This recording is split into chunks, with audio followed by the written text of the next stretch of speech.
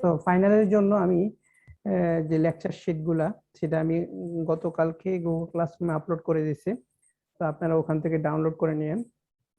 তো ফাইনালের জন্য আসলে 3টা শিট দিছি। তো মানে 3টা শিট নরমালি পুরো সিলেবাসটা কভার করে। তো আমরা আসলে দেখবো যে কতটুকু কভার করতে পারি। তো 3টা শিটের মধ্যে আমাদের প্রথম যে লেকচার শিটটা ছিল সেটা ছিল স্ট্যাটিক ম্যাগনেটিক ফিল্ড, আছে যেটা থেকে আমরা আসলে শুরু করব।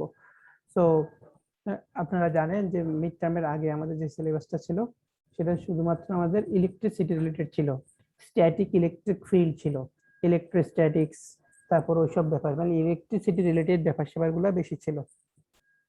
এখন এই মিড টার্মের পরে এখনকার সিলেবাসে আমরা ম্যাগনেটিক ফিল্ড রিলেটেড পড়াশোনা করব, ঠিক আছে? তো ম্যাগনেটিক ফিল্ড প্লাস আরো অনেক কিছু আছে, সেটা আস্তে আস্তে আমরা এগুলো পড়াশোনা করবো। তো খুব মনোযোগ দিয়ে ক্লাস করেন, কোনটা খুব গুরুত্ব দিচ্ছি, কোনটা কেমন পড়াচ্ছি বা কোনটা বাদ দিচ্ছি কোনটা, এগুলো একটু খেয়াল করতে হবে, ঠিক আছে? তো কারণ লেকচার শিট গুলো অনেক বড়, হয়তো বা পড়ানোর সময় অনেক কিছু মনে হতে পারে যে এটা বাদ দিয়ে দিই বা এটা অ্যাড করি। তো এগুলো একটু মনোযোগী না থাকলে সমস্যা হয়ে যাবে। আমাদের কিন্তু এই যে সময় আছে, এই সময়ের মধ্যে 2টা ক্লাস টেস্ট আমাদের নিতে হবে আর একটা প্রেজেন্টেশন, ঠিক আছে? তো 2টা ক্লাস টেস্ট একটা প্রেজেন্টেশন আপনারা দিতে হবে, যেটা ফাইনালের মানে ফাইনালের আগে আমাদের এগুলা ছাড়তে হবে। সো একটু শুধু, তো এখন যেটা বলবো আমরা একটা নির্দিষ্ট প্ল্যান অনুযায়ী চলতে হবে।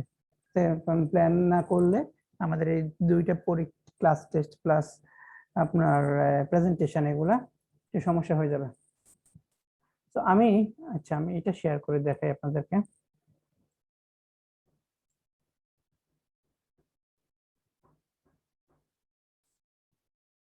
আমার স্ক্রিন দেখা যাচ্ছে? জি স্যার। জি স্যার। আচ্ছা, তো এই এই কালারের এগুলা যেমন আজকে থেকে, আজকে তো 9 তারিখ, আমরা তো 9 তারিখ থেকে ক্লাস শুরু করতেছি। তো এই থেকে আমাদের আসলে ফাইনালের আমি হিসাব করে দেখলাম 16ই সেপ্টেম্বর হচ্ছে ফাইনাল পরীক্ষা শুরু হয়ে যাবে আর। তো এর আগে আমাদের যে কটা ক্লাস পাই এর মধ্যে আমাদের এগুলো শেষ করতে হবে। তো প্রথমে যেটা আমাদের করতে হবে মানে ক্লাস টেস্ট গুলা পরের দিকে নিব আর কি, মোটামুটি পড়া হয়ে গেলে ওগুলোর উপরে ক্লাস টেস্ট নিব, যেন ক্লাস টেস্ট থেকে একটা আইডিয়া পেয়ে বুঝতে পারেন যে ফাইনালে কি প্রশ্ন হবে, ঠিক আছে? সো নরমালি ক্লাস টেস্ট 1 তো আপনারা দিচ্ছেন এমসিকিউ টাইপ কোশ্চেন, তাই না? 15টা এমসিকিউ টাইপ ছিল, 14টা এমসিকিউ টাইপ কোশ্চেন ছিল। নরমালি আমি ক্লাস 2টা ম্যাথমেটিক্স ম্যাথের উপর নিই, এদের যে ম্যাথগুলো করাবো এগুলোর উপরে। ক্লাস টেস্ট 3টা শর্ট কোশ্চেন টাইপ। তো গুগল ফর্মে শর্ট কোশ্চেন টাইপ প্রশ্ন থাকে, 2 মার্কের 1-2 মার্কে করে ওই শর্ট কোশ্চেনটা গুগল ফর্মে লিখে দিতে হয়। তো 3 নাম্বার ক্লাস টেস্টটা নরমালি এরকম নিয়ে আর কি। তো ক্লাস টেস্ট 2টা ম্যাথের উপর, ক্লাস টেস্ট 3টা শর্ট কোশ্চেনের উপর, এভাবেই নিয়ে আর কি। আপনাদের জন্য কি হবে সেটা যখন ডেটটা ফাইনাল করব তখন বলে দেব। তবে এখন একটু বলে রাখতে পারি যে প্রেজেন্টেশন, সেই প্রেজেন্টেশনটা আমি নরমালি কি করি যে ওই আপনার একটা টপিক স্টুডেন্টদেরকে সিলেক্ট করতে বলি, আপনারা নিজেরা 5 মিনিট বা 4-5 মিনিটের প্রেজেন্টেশন রেডি করে গুগল ক্লাসরুমে আপলোড করে দিবেন। এটা যে সিস্টেম আগে যেমন করতাম। কার থেকে নয়েজ আসতেছে? জি স্যার, আমরা এইভাবেই আগে প্রেজেন্টেশন দিতাম, ভিডিও করে। হ্যাঁ, তো আমার ক্ষেত্রে ভিডিও রেকর্ডিং করে। হ্যাঁ, তো আমার ক্ষেত্রে সেটা করতে হবে, ভিডিও রেকর্ড করে আপনারা আপলোড করে দিবেন। তো এটার কাজ আমি বলি যে আপনারা এটা আমি এই 27 তারিখ না ঠিক মানে আমাদের আসলে শিডিউল অনুযায়ী 27 তারিখেরটা মানে আমরা তো ক্লাস আগে করতেছি, শুক্রবারের ক্লাসটা সোমবারে করতেছি। তাহলে আমাদের এই যে ইয়াটা ডেটটা আমি আগে বলে দিব, আজকে এগুলো ফিক্স না করি সমস্যা নাই, জাস্ট আজকে আইডিয়া পাইলেন যে আমাদের এগুলো করতে হবে। তবে প্রেজেন্টেশনটা সেটা আজকেও প্রেজেন্টেশন নিয়ে কথা না বলি, কারণ আজকে অনেক কম আসছে, পরবর্তী ক্লাসে বলে দিব। তো মানে আগামী সপ্তাহ বলে দিব প্রেজেন্টেশনের জন্য, এর পরবর্তী সপ্তাহে ডেডলাইন থাকবে সাবমিট করার জন্য, ঠিক আছে? তো এটা হচ্ছে প্রেজেন্টেশনটা। প্রেজেন্টেশনটা যদি আপনারা বাসায় নিজেরা করে ফেলবেন, তো সেটা আমি মনে করি যে এখনো কাজ শুরু করে দিতে পারেন। তারপরে যাই হোক টপিকের ব্যাপারে কোন টপিকের উপর কি করবেন সেগুলো নিয়ে পরে একটু আলোচনা করে দিব, তা তখন রেডি করলেই ভালো। তো সোজা কথা এটা একটা সামারি হচ্ছে কি, সামারি হচ্ছে শেষের দিকে 2 সপ্তাহের শেষের 2 সপ্তাহে আমরা সিটি গুলা দেওয়ার একটা প্ল্যান রাখি।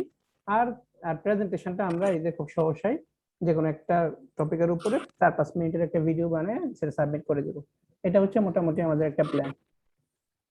তো এখন যদি আমরা শুরু করি, হ্যাঁ আমাদের, আচ্ছা যার কাছে একটু একটু পরপর একটা নয়েজ আসে একটু আপনি, হাসিব ভাই আপনার মাইক্রোফোনটা একটু মিউট করে রাখেন। হ্যাঁ একজন থেকে একটু পরপর নয়েজ আসে। তো আমরা শুরু করি প্রথমে ম্যাগনেটিক ফিল্ড, ঠিক আছে? তো ম্যাগনেটিক ফিল্ডে যাওয়ার আগে আমরা ম্যাগনেট কি, ম্যাগনেটিজম কি, এগুলো একটু আলোচনা করি। এবার কিন্তু আপনাদের ফাইনালে ভাইবার উপরে মার্ক আছে, তাই না? ভাইবার উপরে কিন্তু অনেক মার্ক। তো পড়াশোনাগুলো কিন্তু এবার একটু ভাইবার কথা মাথায় রেখে পড়তে হবে। যেমন একেবারে খুব বেসিক জিনিস ম্যাগনেট কি, যেমন ম্যাগনেটিক ফিল্ড থেকে যদি আমি সরাসরি শুরু করি, পরীক্ষায় প্রশ্ন করলাম ম্যাগনেট কি, তো আসলে যে ম্যাগনেটিক ফিল্ড পারে তার ম্যাগনেটও পারা উচিত, কিন্তু আমি চাই যে ওকে আমি নিজে আলোচনা করি যেন পরীক্ষার সময় গুছিয়ে আনসার দেওয়া যায়। অনেকেই জানে কিন্তু পরীক্ষার সময় প্রশ্ন করলে সেটা গুছিয়ে আনসার দিতে পারে না। তো সেই জন্য আমি এখানে একদম বেসিক যেটা একেবারে দরকার সেটা থেকে আলোচনা করব। কারণ নর্মালি ভাইভাতে কি হয়, মনে করেন সবাই লেভেল তো আর এক না, অনেকে আছে যে মানে একেবারেই পারে না, তখন তাকে জিজ্ঞেস করতে করতে করতে করতে একেবারে খুব বেসিক পর্যন্ত চলে যায়, ঠিক আছে? যেন অ্যাটলিস্ট ওইটা পারে, কোনো নাম্বার যেন দেওয়া যায়। তো তাদের জন্য হইলেও অ্যাটলিস্ট এরকম আলোচনা করা উচিত। আচ্ছা তাহলে ম্যাগনেট বলতে আমরা নর্মালি কি বুঝি, এটা একটা ম্যাটেরিয়াল যেটার আসলে কি মানে দিক নির্দেশ করার ক্ষমতা আছে এবং আকর্ষণ বা বিকর্ষণ করার গুণাবলীও আছে। তিনটা ব্যাপার কিন্তু সে ম্যাগনেট হ্যাজ এ ডিরেকশনাল দিক নির্দেশক, অ্যাট্রাকটিভ আকর্ষণ এন্ড রিপালসিভ প্রপার্টিস। এই তিনটা প্রপার্টিস যে ম্যাটেরিয়ালের আছে, ডিরেকশনাল, অ্যাট্রাকটিভ এবং রিপালসিভ প্রপার্টিস আছে, এবং সেই ম্যাটেরিয়ালটা কি করে, by which magnetic properties can be given to the other materials. এবং এই ম্যাগনেটটা কি করে, অন্য একটা ম্যাটেরিয়াল যখন তার স্পর্শে আসে তখন সেটাকে চুম্বকীয় যে গুণাবলীগুলো আছে সেটা স্থানান্তর করতে পারে। ঠিক আছে, তো আবার আমি রিপিট করি, যে ম্যাটেরিয়ালটার দিক নির্দেশ করার এবং আকর্ষণ বা বিকর্ষণ করার গুণাবলী আছে এবং ওই ম্যাটেরিয়ালটার কাছাকাছি অন্য একটা ম্যাটেরিয়ালকে আনলে সে তাকে চুম্বকীয় গুণাবলীগুলা দিয়ে দিতে পারে, স্থানান্তর করতে পারে, সেই ম্যাটেরিয়ালটাকে আমরা বলবো ম্যাগনেট বা চুম্বক। বুঝা গেছে? জি স্যার। পরীক্ষার সময় কিন্তু যদি জিজ্ঞেস করতাম যে ম্যাগনেট কাকে বলে, আপনারা সবাই বলতেন যে স্যার ম্যাগনেট তো চুম্বক। মানে আসলে সবাই না, ঠিক মানে ম্যাক্সিমাম যেরকম বলে আর কি, যে চুম্বক তো স্যার, চুম্বক তো আমরা জানি দুইটা মেরু থাকে, উত্তর মেরু দক্ষিণ মেরু, এই আকর্ষণ করে, মানে আকাশে বাতাসের কথা, বুঝছেন? এখন এগুলা আমি বুঝি যে সে বুঝতেছে কিন্তু বলতে পারতেছে না। কিন্তু আমার তো পরীক্ষা নাম্বার দেওয়ার জন্য আনসার পাইতে হবে, তো সেই জন্য একটু যেন গুছিয়ে বলতে পারেন এইভাবে বলতে হবে আর কি ম্যাগনেটের ডেফিনেশনটা। ম্যাগনেট নরমালি এই যে Fe3O4 কেমিক্যাল যে ইয়াটা সিম্বলটা, এটার দ্বারা গঠিত, মানে আয়রন অক্সিজেনের Fe3, Fe তো কি আয়রন, ও তো অক্সিজেন, সেটা জানেন। তাহলে এই ম্যাগনেটের কেমিক্যাল ফর্মুলাটা হচ্ছে Fe3O4। আচ্ছা এরপর ম্যাগনেটিজম বলতে আমরা কি বুঝি, চুম্বকত্ব। চুম্বক জানলাম, বাট চুম্বকত্ব কি, ম্যাগনেটিজম সেটা হচ্ছে ওই যে প্রপার্টি গুলো আছে সেই প্রপার্টি গুলাকে, the directional attractive property of magnet is called magnetism. তাহলে প্রপার্টিজ গুলাকে আমরা বলি যে চুম্বকত্ব। হ্যাঁ স্যার হ্যাঁ বলেন। স্যার এই যে Fe3O4 এটা অনেকটা ওই যে সংকেতের মতো লাগছে না? সংকেতিত কেমিক্যাল, হ্যাঁ কেমিক্যাল সংকেতিত, এই যে কেমিক্যাল স্যার ফর্মুলা। ওইটা স্যার কেমিক্যাল দিয়ে হবে নাকি ওই যে আমরা যেটা বলতাম আর কি সাংকেতিক যে চিহ্ন আপনার কেমিস্ট্রির? হুম, সাংকেতিক চিহ্ন বলতে কি বোঝাচ্ছেন? স্যার যেমন Fe3O2 দিয়ে তো মনে হয় আমরা মরিচিকা বুঝতাম, না, মরিচিকা। সরি মরিচা বুঝতাম। স্যার এখানে যে Fe3O4 দিয়ে এই এখানে যে ম্যাগনেট Fe3O4 হচ্ছে বুঝছে ম্যাগনেট, এরকম। ম্যাগনেটটা হচ্ছে হ্যাঁ আর Fe3O4, ওই আয়রনের O2টা অক্সিজেন তো সম্বন্ধ মরিচা। হতে পারে, বাট ম্যাগনেট হচ্ছে Fe3O4। স্যার Feটা তো আয়রন তাই না? হ্যাঁ Feটা তো হচ্ছে আয়রন, আয়রন। আর ও হচ্ছে অক্সিজেন। তো এটা কেমিক্যাল স্যার সিম্বল, ওটা অক্সিজেন। রাসায়নিক সিম্বল, মানে মানে রাসায়নিক সংকেত সোজা কথা, ঠিক আছে? Fe3O4, ferric oxide. হ্যাঁ ফেরিক অক্সাইড। Ferric oxide. এগুলা তো আবার ওই যে Fe2, তারপর মানে সংখ্যার উপর ডিপেন্ড করে নাম ভিন্ন হয়ে যায়, তাই না? তো এটা কেমিস্ট্রির জি স্যার, ব্যাপার ওটা স্যাপার। Ferrous oxide. হ্যাঁ কেমিস্ট্রি ব্যাপার স্যাপার, তো কেমিস্ট্রি অনেক আগে পড়ছি, এখন কেমিস্ট্রির ব্যাপার স্যাপার অত বেশি মনে নাই, জাস্ট এটা জানি এটা হচ্ছে Fe3O4 আয়রন আর অক্সিজেনের সমন্বয়ে চুম্বক গঠিত।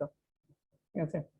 আচ্ছা, ম্যাগনেটিজম বা চুম্বকত্বকে, চুম্বকত্ব হচ্ছে ওই যে প্রপার্টিজ গুলা, এটা যে আকর্ষণ বিকর্ষণ বা দিক নির্দেশের যে গুণাবলী গুলা, প্রপার্টিজ গুলা, সেই প্রপার্টিজ গুলাকে আমরা ম্যাগনেটিজম বলি বা চুম্বকত্ব বলি। ঠিক আছে। তো পরীক্ষা কিন্তু সুন্দর করে আনসার দিতে হবে। ম্যাগনেটিজম বললে বলতে হবে স্যার চুম্বকের যে গুণাবলী গুলো আছে সেই গুণাবলী হচ্ছে আসলে চুম্বকত্ব আমরা বলি। ঠিক আছে। এরপর আসি ম্যাগনেটিক ফিল্ড, খুব ইম্পর্টেন্ট। তো ম্যাগনেটিক ফিল্ড আমরা ইলেকট্রিক ফিল্ড পড়ছিলাম, মনে আছে? Electric field. তো আসলে এই এই চ্যাপ্টারটা আমার জন্য অনেকটা সহজ হবে, কারণ আমার মোটামুটি এইসব রিলেটেড পড়া অনেকগুলাই মিড টার্ম আগে পড়ানো হয়ে গেছে। শুধুমাত্র ইলেকট্রিসিটির জন্য পড়ছি, এখানে হচ্ছে ম্যাগনেটের জন্য, কিন্তু অনেক কিছু আছে যে মূল যে ফিজিক্স যে ব্যাপারটা সেটা আসলে একই রকম।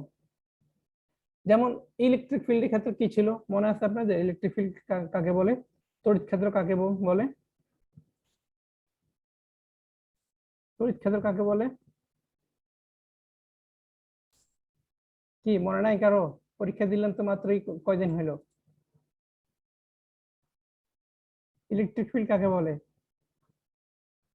আপনাদের খাতা কিন্তু এখনো দেখি নাই। খাতার মধ্যে যদি দেখি যে ইলেকট্রিক ফিল্ডের ডেফিনেশন সুন্দর করে লিখছেন, তখন কিন্তু সন্দেহ হবে। বলেন ইলেকট্রিক ফিল্ড কাকে বলে, কে বলবেন?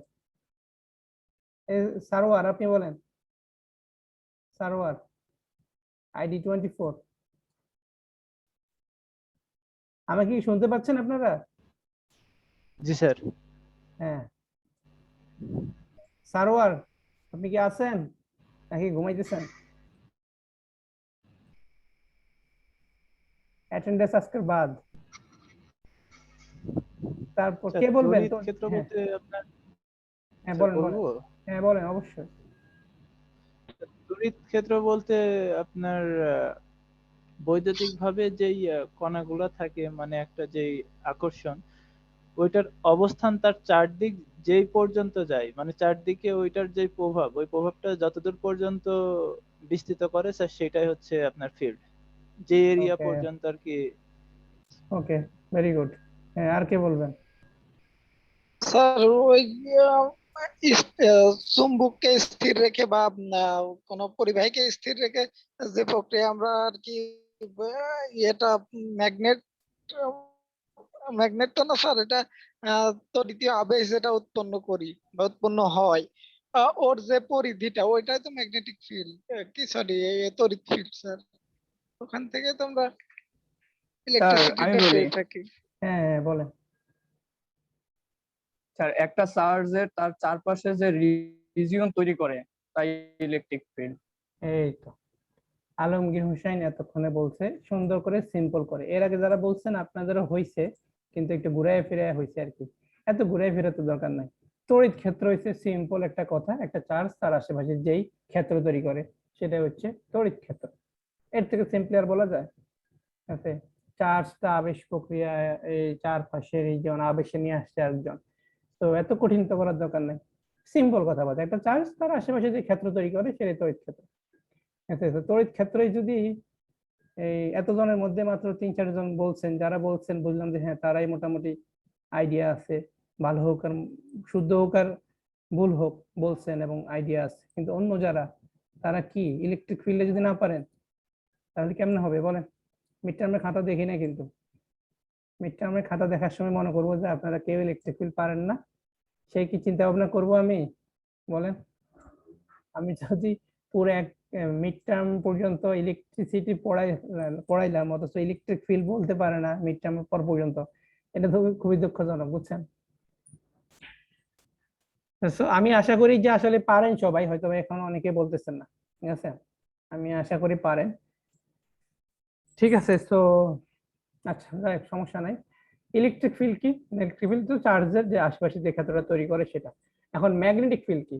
সো আমাদের ম্যাগনেটিক ফিল্ডটা হবে একটা ম্যাগনেট, তার আশেপাশে যে রিজিয়নটা তৈরি করে, ওখানে ছিল চার্জ, এখানে ম্যাগনেট। এইখানে আমাদের এই এই চ্যাপ্টারের আলোচনায় আপনার শুধু ওই আগের সাথে কম্পেয়ার করব। আগে আগে দেখবো যে যে শুধু চার্জের চারপাশে যেটা থাকতো ওইটা চার্জ অনুযায়ী আমরা ইলেকট্রিক ফিল্ড বা ইলেকট্রিক ফিল্ড ইন্টেন্সিটি এগুলো বলতাম। এখানেও চার্জের জায়গা থাকবো ম্যাগনেট। তখন আমাদের ম্যাগনেটের আশেপাশে যে রিজিয়নটা সেটাকে আমরা বলবো ম্যাগনেটিক ফিল্ড বা magnetic field intensity, magnetic flux, এই ধরনের কথাবার্তা হবে। বাট মূল ব্যাপারটা একই, শুধু চার্জের জায়গায় ম্যাগনেট বসাই দেবো, আর কিছুই না। ঠিক আছে, তো এখানে এখন আমরা যদি পড়ে দেখি কি বলা হচ্ছে, দেখেন দা স্পেস অ্যারাউন্ড এ ম্যাগনেট, একটা ম্যাগনেটের আশেপাশে যে রিজনটা ওরে কারেন্ট ক্যারিং কন্ডাক্টর অথবা একটা পরিবাহীরও আশেপাশে যে রিজনটা within which it is capable of attraction ও রিপালশন, যেটার মধ্যে এটা আকর্ষণ বা বিকর্ষণ করার ক্ষমতা রাখে, সেটাকে আমরা ম্যাগনেটিক ফিল্ড বলি। একদম ইলেকট্রিক ফিল্ডের মতো ডেফিনেশন না। ইলেকট্রিক ফিল্ডে বলছিলাম চার্জের আশেপাশে যে একটা ক্ষেত্র, ওই ক্ষেত্রের মধ্যে চার্জটা আকর্ষণ বা অন্য একটা চার্জকে আকর্ষণ বা বিকর্ষণ করার ক্ষমতা রাখে, সেটাকে আমরা বলছিলাম ইলেকট্রিক ফিল্ড। রিজিয়নটা হচ্ছে এরিয়া। হ্যাঁ, রিজিয়ন মানে হচ্ছে এরিয়া, কি কথা, রিজিয়ন মানে হচ্ছে এরিয়া। আচ্ছা, তাহলে এটা দেখেন এই ম্যাগনেটিক ফিল্ডের একক কি? ম্যাগনেটিক ফিল্ডের একক হচ্ছে আমাদের টেসলা।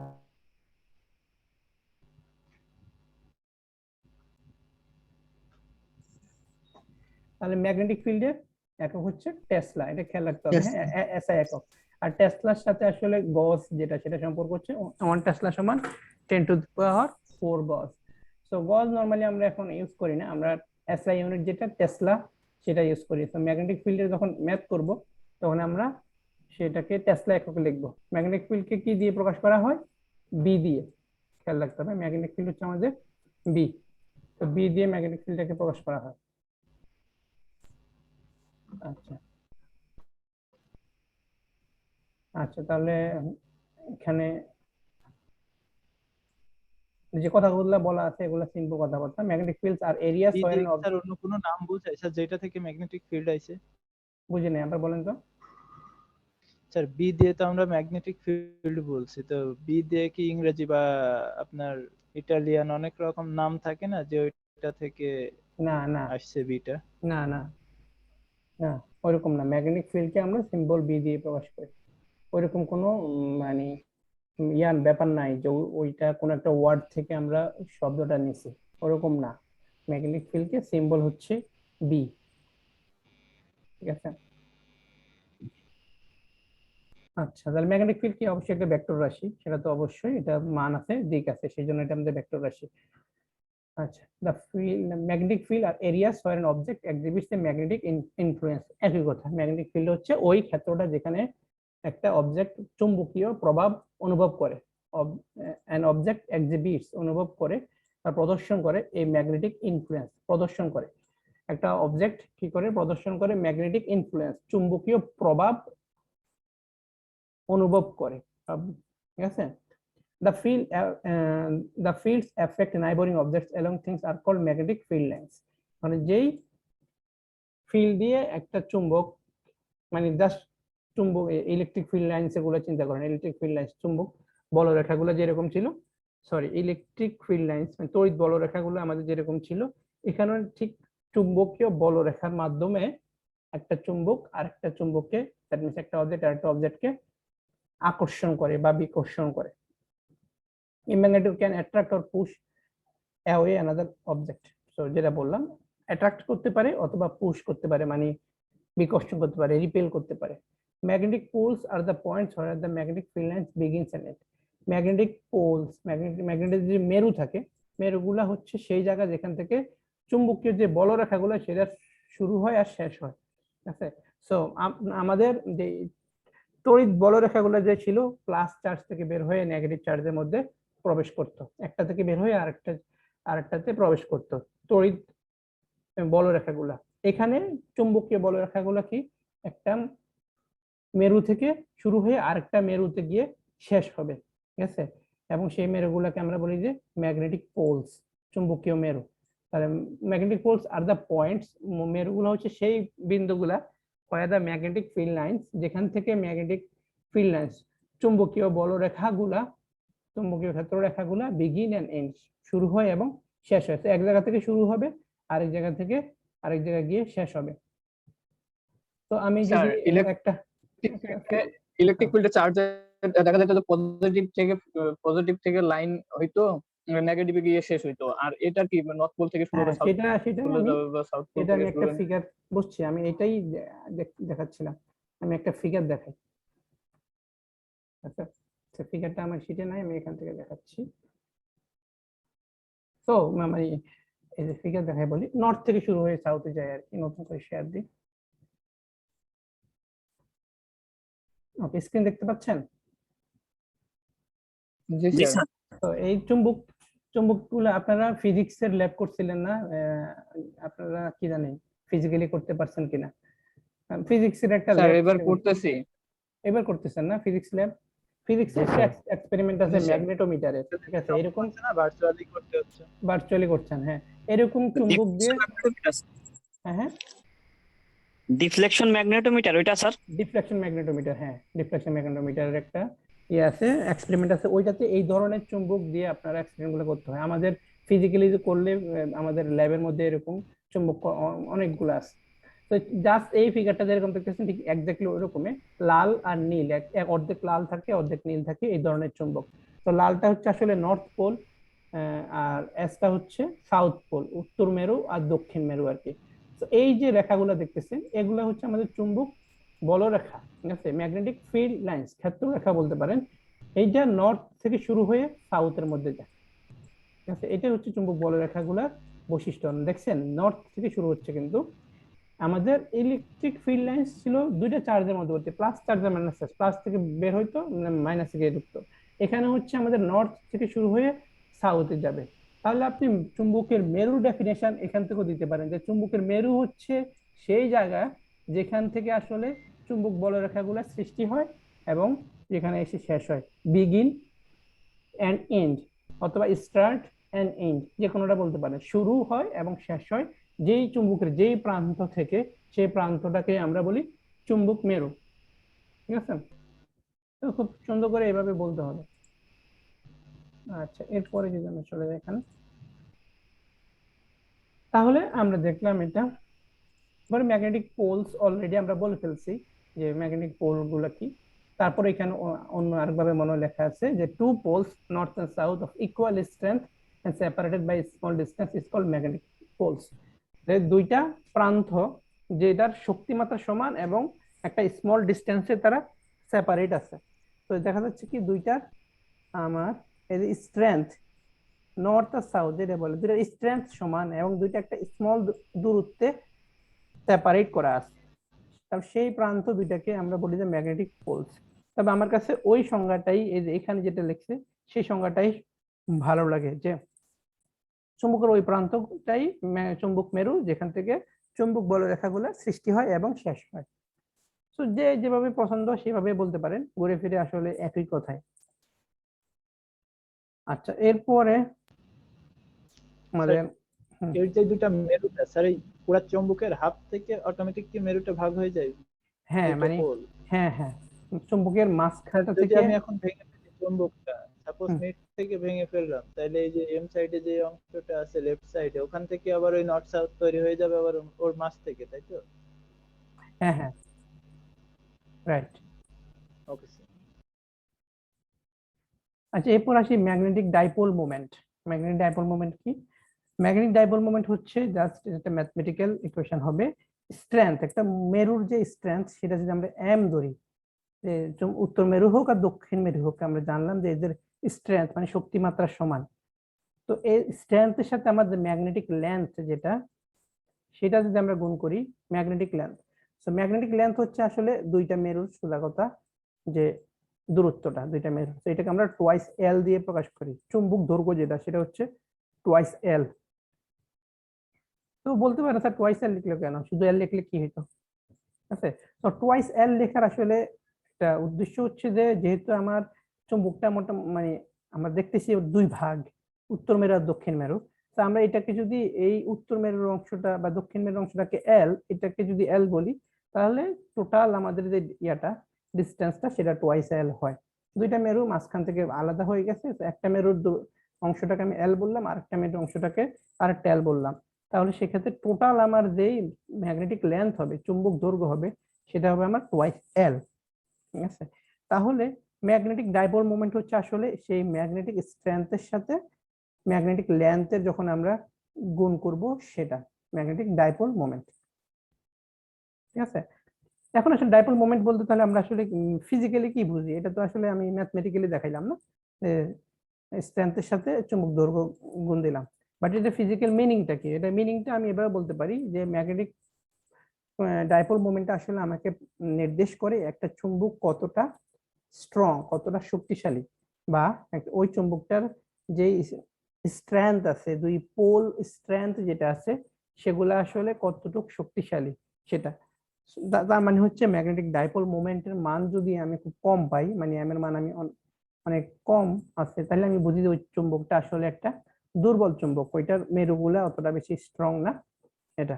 আবার যদি কেউ বলে যে একটা চুম্বকের স্ট্রেংথ, মানে সরি, একটা চুম্বকের ম্যাগনেটিক ডাইপোল মোমেন্টটা হচ্ছে অনেক বেশি, অনেক বড়, তার মানে হচ্ছে ওই চুম্বকের এমটা হচ্ছে অনেক বড়, এবং তাদের যে চুম্বক দৈর্ঘ্য যেটা আছে সেটাও হচ্ছে আসলে অনেক বড়। তো দুইটা বড় হইলেই আমাদের ডাইপোল মোমেন্টের মান বেশি হবে, দুইটা ছোট হইলে আমাদের ডাইপোল মোমেন্টের মান কম হবে। তো এটা এই ডাইপোল মোমেন্ট থেকে আমি ফিজিক্যালি এটা বুঝলাম, এবং ম্যাথমেটিক্যালি তো আলোচনাই করলাম, স্ট্রেংথের সাথে আমার চুম্বক দৈর্ঘ্যের যদি আমি গুণ করি সেটাই হবে আমার ম্যাগনেটিক ডাইপোল মোমেন্ট। আচ্ছা, এরপরে আসি আমাদের magnetic permeability of A medium. ঠিক আছে, তো আমরা ওই যখন ইলেকট্রিক ফিল্ডের ওখানে কুলম্বস ল পড়ছিলাম, ওখানে আমরা এপসাইলন নট পড়ছিলাম, ইলেকট্রিক পারমিয়াবিলিটি, ইলেকট্রিক পারমিটিভিটি, এগুলো আমরা পড়ছিলাম। তো এখানে হচ্ছে ম্যাগনেটিক পারমিয়াবিলিটি।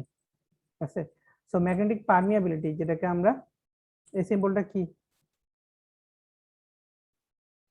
কে বলতে পারবেন? স্যার এটা মাইক্রো না, সিম্বলটার নাম কি? মিউ। আর কে বলবেন?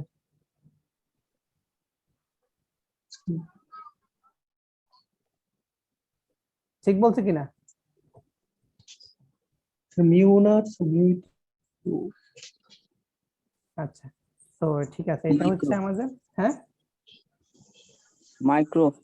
মাইক্রো না, মাইক্রো, এটা না স্যার, মিউ, এটা তো মিউ, মিউ। মিউ, ঠিক আছে। তো নরমালি আমরা ওই যে ম্যাথে যখন সিম্বল ইউজ করি মাইক্রো কুলম বা মাইক্রো ফ্যারাডে, মাইক্রো এটা সেটা, হ্যাঁ তখন সেটা মাইক্রো হয়, ওকে। তো সেটা হচ্ছে ইউনিটে প্রদর্শনের ক্ষেত্রে মাইক্রো এত, বাট এটা হচ্ছে একটা সিম্বল, শুধু মিউ যদি আমি দেখি সেটা সিম্বল, এবং সেটা আমাকে পারমিটিভিটি প্রকাশ করে। তাহলে ম্যাগনেটিক পারমিটিভিটি কি সেটা আলোচনা করি।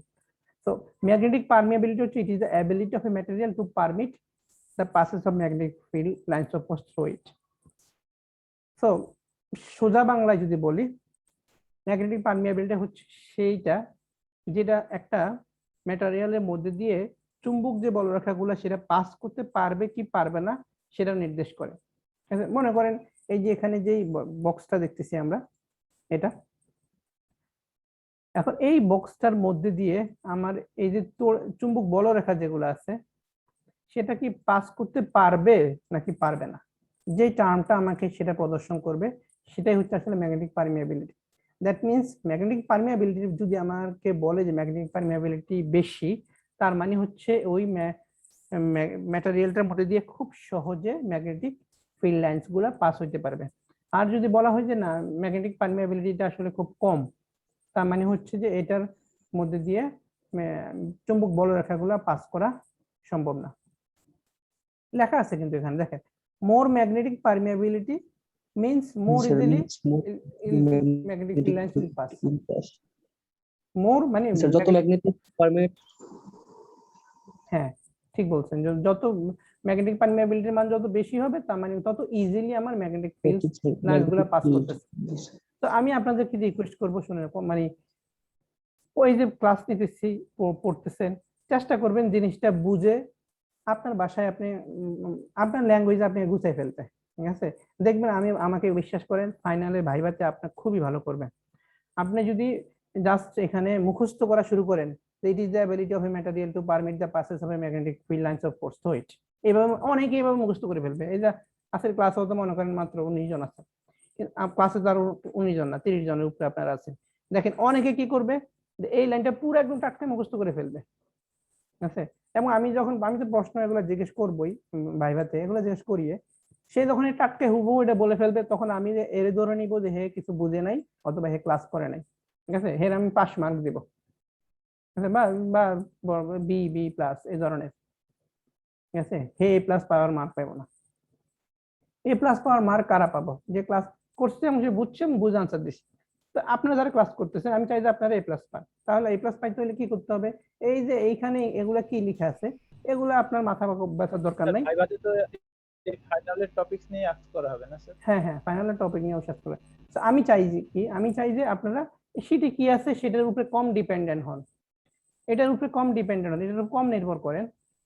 আপনি যেটা বুঝছেন সেটা বাংলায় ভাষায় বলার চেষ্টা করেন। যেমন আপনি যদি বুঝেন, দেখেন মানে ব্যাপারগুলো আমার কাছে খুব ইজি মনে হয়, তারপর আমি জানি না কেন স্টুডেন্টরা মুখস্থ করতে বসে। মুখস্থ করাটা তো আরো কঠিন কাজ, মুখস্থ করতে অনেক সময় দেওয়া লাগে না? তার চেয়ে আমি বুঝলে আমার এটাতে আমার মাথায় সেট হয়ে গেছে। আমাকে যদি কেউ ম্যাগনেটিক পারমিয়াবিলিটি জিজ্ঞেস করে, আমি সোজা কথা বলে ফেলবো যে স্যার একটা ম্যাটেরিয়ালের মধ্যে দিয়ে চুম্বক বলরেখাগুলো পাস করতে পারবে কি পারবে না, সেইটা ক্ষমতাটাই হচ্ছে ম্যাগনেটিক পারমিয়াবিলিটি। শেষ। ম্যাগনেটিক পারমিয়াবিলিটির মান যদি বেশি হয় তার মানে হচ্ছে যে ওইটার মধ্যে দিয়ে চুম্বক বলরেখাগুলো খুব সহজে পাস হইতে পারবে, আর যদি কম হয় তার মানে ওই ম্যাটেরিয়ালের মধ্যে দিয়ে চুম্বক বলরেখা পাস হইতে পারবে না। শেষ কথাবার্তা, তাই না? আমি যদি মুখস্থ করে বলতে যাই তাহলে আমার মানে হবে কি, এবার এত সুন্দর করে আমি বলতে পারবো? স্যার ম্যাটেরিয়াল বলবো না মেটাল বলবো? কি বলবেন? ম্যাটেরিয়াল নাকি ম্যাটার? ম্যাটারও বলতে পারেন, ম্যাটার ম্যাটেরিয়াল ডাজন্ট ম্যাটার। বা যে কোনো বস্তু, আপনি যে কোনো বস্তু বলতে পারেন, বাংলা একেবারে শুদ্ধ বাংলাও বলেন, কোনো সমস্যা নাই। যে কোনো বস্তু, যে কোনো বডি, যে কোনো ম্যাটার, যে কোনো ম্যাটেরিয়াল, এরকম যে কোনো কিছু বলা যায়। যে কোনো বস্তু দিয়ে কি যাইতে পারবে স্যার? যদি লোহা জাতীয় মেটাল জাতীয় কিছু না হয় তাহলে না না না যাইতে পারে মানে আপনার যাইতে পারে কি পারবে না সেটার মেজারমেন্টে তো আমার পারমিয়াবিলিটি। যদি আপনি এমন কোনো ম্যাটেরিয়াল নেন যেটার মধ্যে দিয়ে ম্যাগনেটিক ফিল্ড যাইতে পারবে না, তার মানে ওটার ম্যাগনেটিক পারমিয়াবিলিটির মান কি? 0, তাই না? স্যার আমি একটা সাধারণ কথা বলবো স্যার, প্রশ্ন। অবশ্যই। ছোটবেলায় যখন চুম্বক নিয়ে খেলা করতাম স্যার, তখন টেবিলের উপর একটা চুম্বক রাখতাম, নিচে একটা চুম্বক রাখতাম স্যার, তখন ওরা আকর্ষণ করতো স্যার। এটা কি স্যার ম্যাগনেটিক পারমিয়াবিলিটি স্যার তাহলে? না না, এটা ম্যাগনেটিক পারমিয়াবিলিটি না। এইটা হচ্ছে যে আপনার দুই চুম্বকের দুইটা বিপরীতমুখী মেরুতে আপনি পাশাপাশি রাখলেন বলে একটা চুম্বক আরেকটা চুম্বককে আকর্ষণ করে ফেলছে, ঠিক আছে।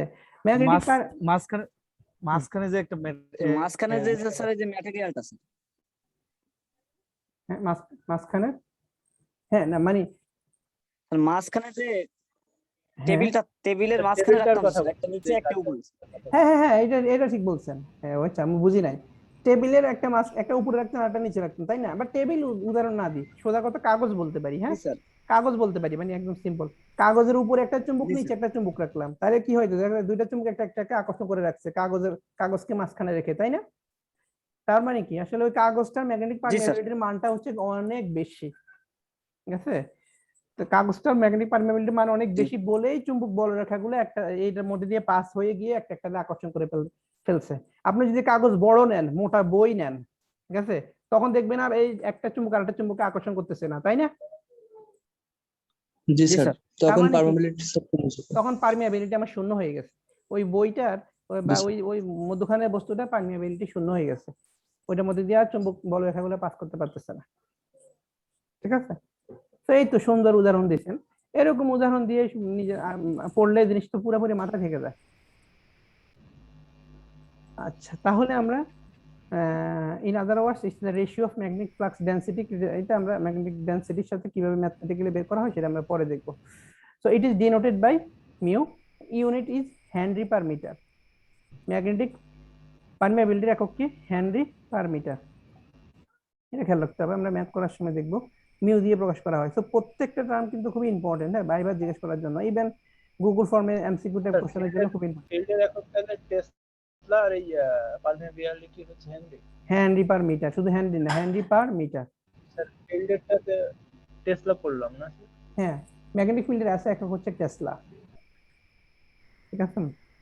আচ্ছা, সো এই ম্যাগনেটিক পারমিয়াবিলিটিকে আমরা এইভাবেও প্রকাশ করি যে ম্যাগনেটিক ফ্লাক্স ডেনসিটির সাথে ম্যাগনেটিক ইন্টেন্সিটির রেশিও। ম্যাথমেটিক্স, তো আমরা তো একটু ফিজিক্যালি সিম্পল সুন্দর একটা ডেফিনেশন পড়ে আসলাম এতক্ষণ, যে চুম্বক বলরেখার আমাদের পাস হওয়ার যে ক্ষমতা সেটাকে, বাট সেটাকে যদি আমরা আরো ম্যাথমেটিক্যালি বলতে চাই, সেটা হচ্ছে ম্যাগনেটিক ফ্লাক্স ডেনসিটির সাথে ম্যাগনেটিক ইন্টেন্সিটির রেশিও যদি আমি বের করি কোন একটা বডির, তাহলে সেটার পারমিয়াবিলিটি আমরা বের করতে পারি। তাহলে ম্যাগনেটিক ফ্লাক্স ডেনসিটি আর ম্যাগনেটিক ফিল্ড সেটা একই কথা, মোটামুটি একটু পার্থক্য থাকলেও, বাট সেটাকে আমরা বি দিয়ে প্রকাশ করি, আর ইন্টেন্সিটি যেটা সেটাকে আমরা এইচ দিয়ে প্রকাশ করি। তো এই বি বাই এইচ, ঠিক আছে, এটা হচ্ছে আমার ম্যাগনেটিক পারমিয়াবিলিটির ম্যাথমেটিক্যাল যেই ফর্মুলাটা হচ্ছে সেটা বি বাই এইচ। এটা একটু খেয়াল রাখতে হবে যে কিভাবে ম্যাগনেটিক পারমিয়াবিলিটিটা আমরা মেজার করতে পারি। ফ্লাক্স ডেনসিটি আর ইন্টেন্সিটির ভিতরে স্যার ডিফারেন্স? ওকে, মানে ফ্লাক্স ডেনসিটি, ডেনসিটি তো হচ্ছে যে মানে ঘনত্ব আর তীব্রতা আর কি, সোজা কথা যদি বাংলায় যদি বলি আমরা, ঠিক আছে।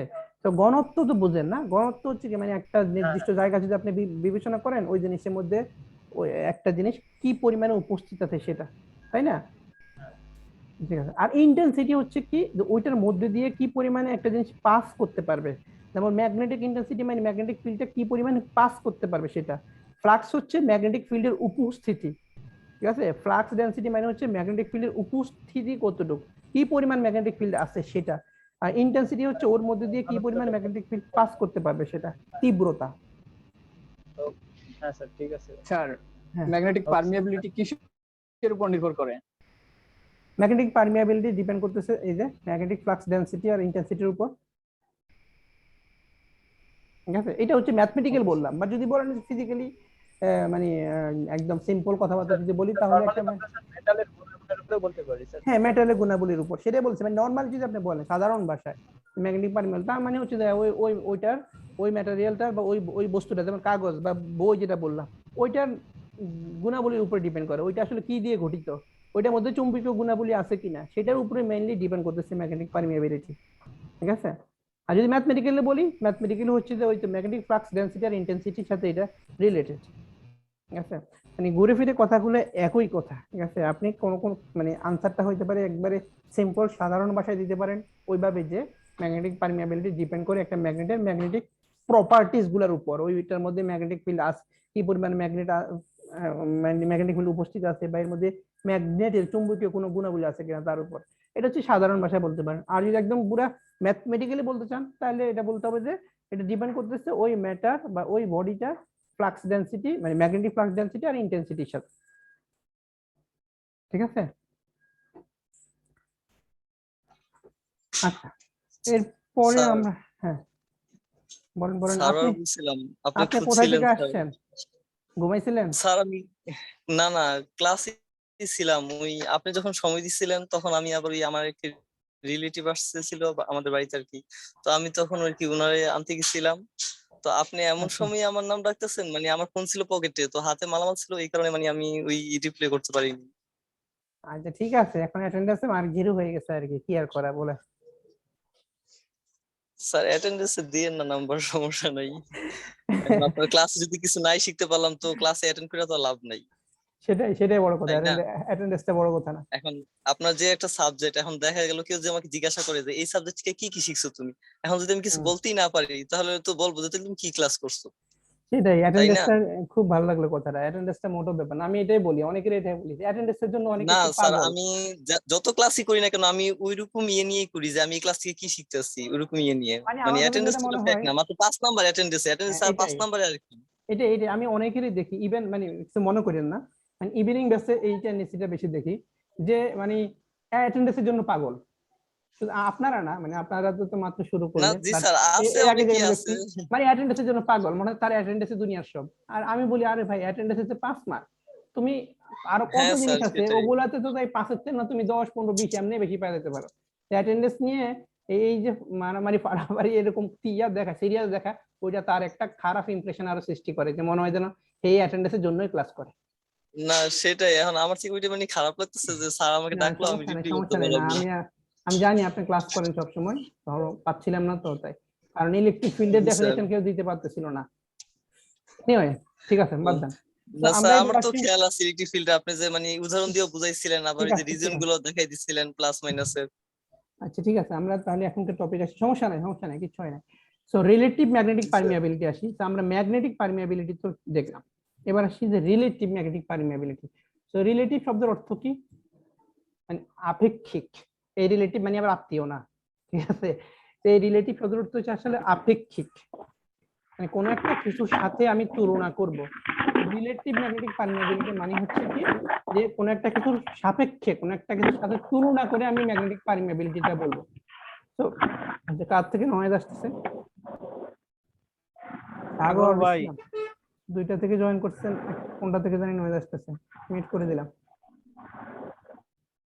ওকে, তার মানে এখন এখানে এর আগের টপিকটা আমরা শুধুমাত্র একটা ম্যাটারের বা একটা বডি যেটাই বলে না কেন ওইটার ম্যাগনেটিক পারমিয়াবিলিটি নিয়ে আলোচনা করলাম।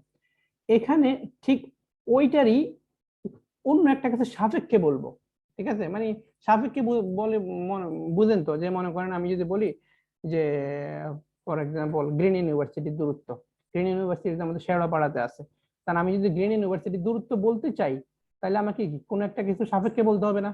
আমি যদি বলি গ্রিন ইউনিভার্সিটি 5 মাইল দূরে, এই কথা থেকে কিছু বোঝা যায়? হ্যাঁ না স্যার, না স্যার, আমি না যদি স্যার, বলি বলা যাবে না। আমি যদি বলি গ্রিন ইউনিভার্সিটি মিরপুর 10 নম্বর থেকে 5 মিটার দূরে বা 5 মাইল দূরে, তখন কি কথাটা ক্লিয়ার হলো, তাই না? জি জি স্যার। স্যার, বুঝতে তাইলে ভালো, স্যার। এখানে আমরা ম্যাগনেটিক পারমিয়াবিলিটি বলবো কোন একটা কিছুর সাপেক্ষে।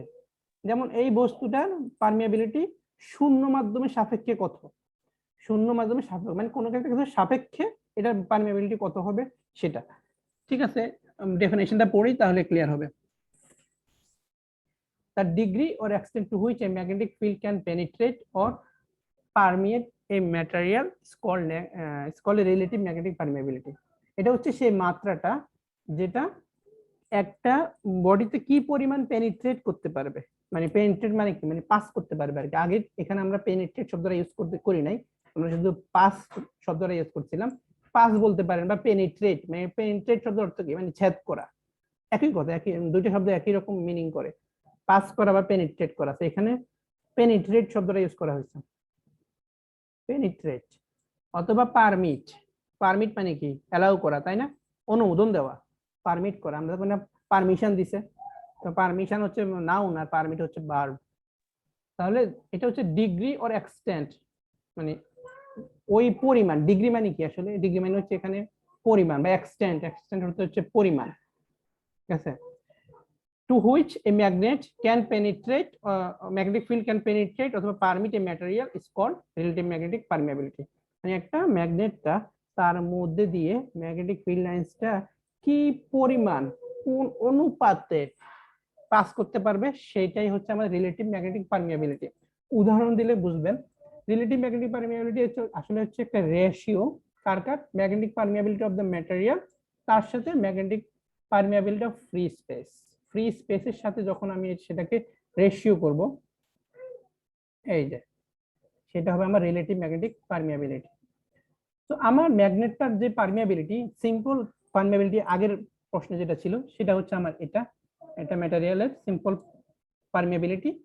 ওই সিম্পল পারমিয়াবিলিটির সাথে যখন আমি শূন্য মাধ্যমের পারমিয়াবিলিটি সেটা রেশিও করব, তখন আমি আসলে কি পাচ্ছি, এই ম্যাগনেটটা শূন্য মাধ্যমের সাপেক্ষে আসলে কি পরিমাণ পারমিয়াবিলিটি শো করতেছে। আর এই যে অনুপাতটা সেটাকে আমরা একসাথে লিখি মিউ আর, এটা হচ্ছে আমার রিলেটিভ ম্যাগনেটিক পারমিয়াবিলিটি। বোঝা গেছে কি? একবার একটু বলবেন, ক্লিয়ার মানে শূন্য মাধ্যমের সাপেক্ষে নরমালি আমরা একটা, ঠিক আছে আমি আবার বলতেছি। সো ব্যাপারটা একটু উদাহরণ দিয়ে বলি, একটা উদাহরণ চিন্তা করে কি দিতে পারি।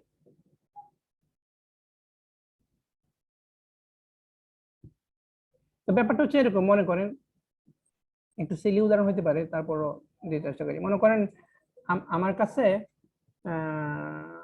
100 টাকা আছে, 100 টাকা, ওকে? তো এই 100 হচ্ছে এটা সম্পূর্ণ আমার টাকা, ওকে? এই তার মানে হচ্ছে এটা আমার নিজস্ব পারমিয়াবিলিটি মিউ, এটা আমার নিজের পারমিয়াবিলিটি, আমার কাছে 100 টাকা আছে, ঠিক আছে? এখন আমি বললাম যে মনে করেন আরো একজন আমার একটা ফ্রেন্ড, ঠিক আছে? তো সেই ফ্রেন্ডের কাছে সবসময় একই পরিমাণ টাকা থাকে, ওর কাছে সবসময় মনে করেন 500 টাকা থাকে ফিক্সড, ওর কাছে অলওয়েজ 500 টাকা থাকে। তাহলে আমি এখন আমার টাকাটা আমি তার সাপেক্ষে যদি বলি যে আমার টাকা ওই ফ্রেন্ডের নাম মনে করেন করিমের থেকে আমার টাকা 5 গুণ কম আছে, সেভাবে আমি বলতে পারি কিনা?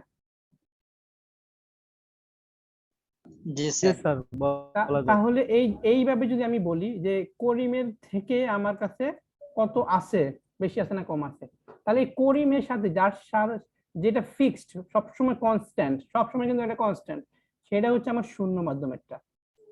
তাহলে আমি যখন বললাম যে আমার পারমিয়াবিলিটি মানে হচ্ছে আমার 100, আমার পারমিয়াবিলিটিটা এই শূন্য মাধ্যমের সাপেক্ষে কিরকম সেটা, তাহলে আমার 100 টাকা ওই 500 টাকা সাপেক্ষে কিরকম সেটা, তাহলে আমার 100 টাকা 500 টাকা থেকে 5 গুণ কম। তাহলে এই যে এইভাবে যে বললাম আরেকটা সাপেক্ষে, সেটা হচ্ছে আমার রিলেটিভ। আমি এখন ওই করিমের সাপেক্ষে আমার টাকাটা বর্ণনা করলাম। কার সাপেক্ষে বললাম? যার কনস্ট্যান্ট, যে সবসময় কনস্ট্যান্ট থাকে তার সাপেক্ষে বললাম। এখন মনে করেন আপনার কাছে আছে 200 টাকা, তার মানে কি, এখন আমি বলবো যে আপনার পারমিয়াবিলিটি, রিলেটিভ পারমিয়াবিলিটি হচ্ছে এই যে করিমের থেকে কত কম, 300 টাকা কম, তাই না? তাহলে আপনার পারমিয়াবিলিটি বারবার কার সাপেক্ষে বলতেছি, এই যে যার মানটা কনস্ট্যান্ট, মানে শূন্য মাধ্যমের যেটা, এই যে শূন্য মাধ্যম যেটা আমাদের একটা কনস্ট্যান্ট ভ্যালু, ঠিক আছে? তাহলে তার সাপেক্ষে আমাদের বস্তুটার পারমিয়াবিলিটিটা কি রকম, সেটা যে টার্ম দিয়ে আমরা প্রকাশ করব সেটা হচ্ছে আমার রিলেটিভ ম্যাগনেটিক পারমিয়াবিলিটি। তো এই মিউ হচ্ছে তার নরমাল পারমিয়াবিলিটি, একদম সিম্পল, আগের প্রশ্নে যেটা পড়লাম সেটা। আর মিউ নট হচ্ছে শূন্য মাধ্যমের পারমিয়াবিলিটি। আর এই দুইটা রেশিওকে আমরা বলি যে রিলেটিভ ম্যাগনেটিক পারমিয়াবিলিটি। কিছুটা ক্লিয়ার হয়েছে, বোঝা গেছে? জি স্যার, বোঝা গেছে। ওকে, গুড। এর মানে ওই বস্তুটার পারমিয়াবিলিটিটা আমরা শূন্য মাধ্যমের সাথে কম্পেয়ার করব, স্যার হ্যাঁ, ওইটাই অন্য হচ্ছে মাধ্যমের সাথে কম্পেয়ার করব, এটাই আর কিছুই না। তাহলে এটাকে আমরা ম্যাথমেটিক্যালি এভাবে লিখলাম, এবং এইটাকে আমরা ঠিক এভাবেও লিখতে পারি। কারণ কি, আমরা একটু আগে পড়ে আসলাম না, মিউ ইকুয়াল টু কি জানি ছিল, B by H, magnetic flux density আর ম্যাগনেটিক ইন্টেন্সিটি ছিল, এই যে আগের প্রশ্নে ছিল। তাহলে এখানে যদি এই কোশ্চেনটা যদি এখানে ইউজ করি এটাতে, তাহলে এই উপরের মিউ সমান বি বাই এইচ লিখলাম, বি বাই এইচ, আর নিচের মিউ নট সমান কি হবে, বি নট বাই শূন্য মাধ্যমের ক্ষেত্রে B not by H naught, ঠিক আছে? তাহলে এখানে এটা আমাদের রেশিও, তাহলে এইটাকে আমি এভাবে লিখতে পারি যে বি আর বির সাথে আমি রেশিও করতে পারি বি বাই বি নট, এভাবে লিখতে পারি এই এটা থেকে আর কি। অথবা আমি ওই যে এইচ বাই এইচ নট লিখতে পারি, এইচ বাই এইচ নট লিখতে পারি, যেভাবে লিখি আমার হয়ে যাবে। তো এখানে বি বাই বি নট লেখা হয়েছে, এইচ বাই এইচ নট আমি লিখতে পারি। তো এটা মানে ম্যাথমেটিক্যালি আপনি যদি ভ্যালু বের করতে চান তখন কিন্তু আমার এই পুরো এই চারটাই রাখতে হবে। তো আমরা জাস্ট রেশিও দেখাচ্ছি ম্যাগনেটিক ফিল্ডের সাথে রেশিওটা কিরকম, সেক্ষেত্রে আমরা শুধু ম্যাগনেটিক ফিল্ডের টার্মটা নিলাম। এখানে কি কারো কি প্যাচ লাগতেছে, কোনো সমস্যা হচ্ছে?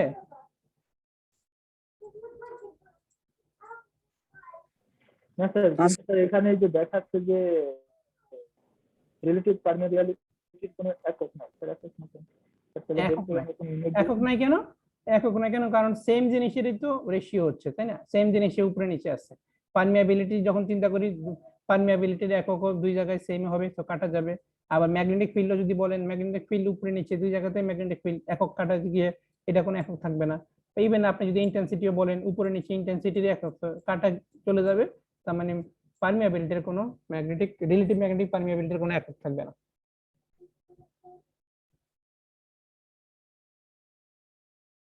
তাহলে it has no unit and no dimension, তো এটার কোনো একক থাকবে না, কোনো মাত্রা নাই। It is only a numerical value, এটা শুধু একটা গাণিতিক মান। Mu r equal to 1 for air, শূন্য মানে এয়ার মিডিয়ামের জন্য মিউ আর এর মান 1 হয় না, মানে ভ্যাকুয়াম অর ভ্যাকুয়ামের জন্য। ইউনিট বাদে আমরা পরিমাপটা কিভাবে উপলব্ধি করবো? তাহলে যেমন আমরা 1 কেজি বললে এই পরিমাণ, 1 মিটার বললে বুঝতে পারি যে এত দূর, স্যার এটা বুঝবো কিভাবে, যে উপলব্ধি করবো কিভাবে? ওকে, না এটা উপলব্ধি করতে পারবে, যেমন ফর এক্সাম্পল আমাকে কেউ বললো যে ম্যাগনেটিক পারমিয়াবিলিটির মান হচ্ছে ধরেন 4, ওকে, কোন একক নাই, তাই না? তো 4 থেকে আমি কি বুঝতেছি, অ্যাকচুয়ালি 4 থেকে আমি বুঝতেছি যে শূন্য মাধ্যমের সাপেক্ষে আমার যে ম্যাটেরিয়ালটা দিছে তার পারমিয়াবিলিটি হচ্ছে 4। তাহলে 4 হচ্ছে কি, 4 ম্যাগনেটিক পারমিয়াবিলিটির আমার এককটা। ম্যাগনেটিক পারমিয়াবিলিটির একক কি, হেনরি পার মিটার। তাহলে আমার টোটাল রিলেটিভ ম্যাগনেটিক পারমিয়াবিলিটি একক নাই, ঠিক আছে, কিন্তু ম্যাগনেটিক পারমিয়াবিলিটির একক তো আছে, তাহলে এটা 4 অ্যাকচুয়ালি 4h/m। আবারও রিপিট করি, প্রশ্নটা ভালো করছে। ওনার প্রশ্নটা হচ্ছে এরকম যে যেহেতু কোনো যদি একক না থাকে, আমরা একক মানে তাহলে ওটা থেকে কি বুঝবো? নর্মালি তো আমরা যখন কোনো কিছু 1 কেজি বা 100 মিটার এরকম একক থেকে আমরা ধারণা পাই ওটা আসলে কতটুকু ওখানে উপস্থিত। তাহলে এটা যদি একক না থাকে, এটা থেকে কি ধারণা পাবো? সেটার উদাহরণ মানে সেটাই আমি বলছি।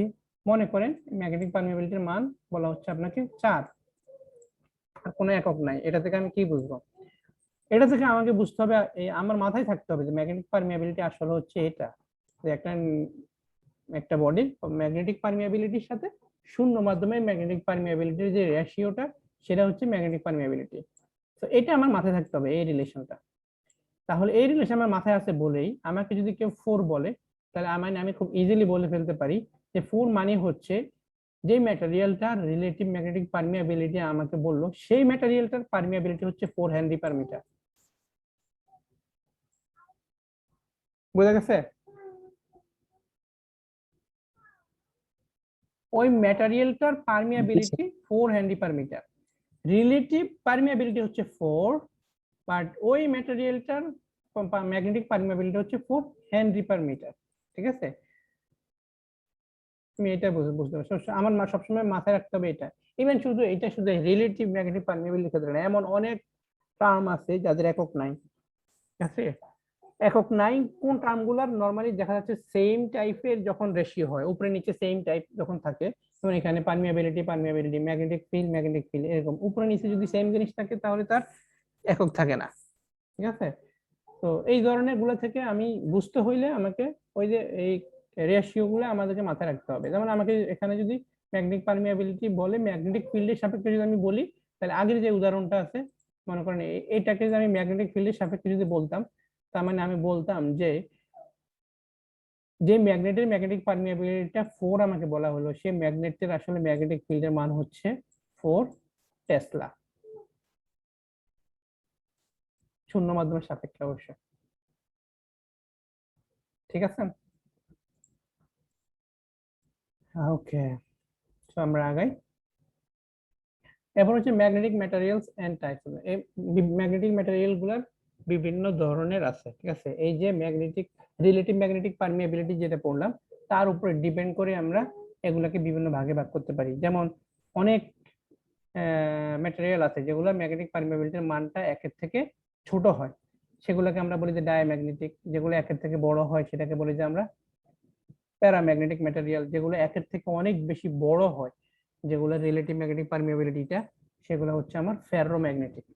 ঠিক আছে, তো এগুলো হচ্ছে কি রিলেটিভ, আমার রিলেটিভ ম্যাগনেটিক পারমিয়াবিলিটির উপরে ডিপেন্ড করে আমরা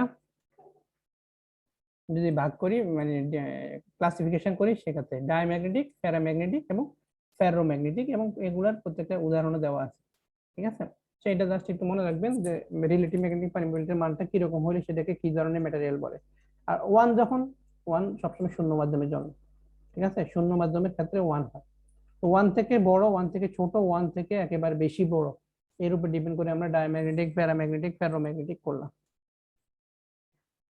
তো ম্যাগনেটিক ফিল্ডের আলোচনা আমরা আগেও করছি, বাট এখানে একটু ফিগার দিয়ে আর একটু সুন্দর করে বলা হয়েছে আর কি। সো সেম জিনিসে একটু ফিগার গুলোর দিকে তাকানোর জন্য এটা এখানে আবার অ্যাড করে রাখছি। আচ্ছা, তো এটা আমি ম্যাগনেটিক ফিল্ড ইন্টেন্সিটিতে আসি। তো আমরা ইন্টেন্সিটি পড়ে আসছিলাম, মানে ওই যে ওখানে পারমিয়াবিলিটি ডেফিনেশনে ছিল যে ম্যাগনেটিক ফ্লাক্স ডেনসিটির সাথে আমার ম্যাগনেটিক ফিল্ড ইন্টেন্সিটি রেশিওটা ছিল। তো এখন এখানে ম্যাগনেটিক ফিল্ড ইন্টেন্সিটির ডেফিনেশনটা আলাদা করে নিয়ে আসছি। The degree to which a magnetic field can magnetize. তো এইভাবে আমরা বলতে পারি যে the degree to which a magnetic field can magnetize a material. একটা ম্যাটেরিয়াল বা একটা বডি কত সহজে ম্যাগনেটাইজ হইতে পারবে, মানে চুম্বকত্ব পাইতে পারবে, সেটাই হচ্ছে তার ইন্টেন্সিটি।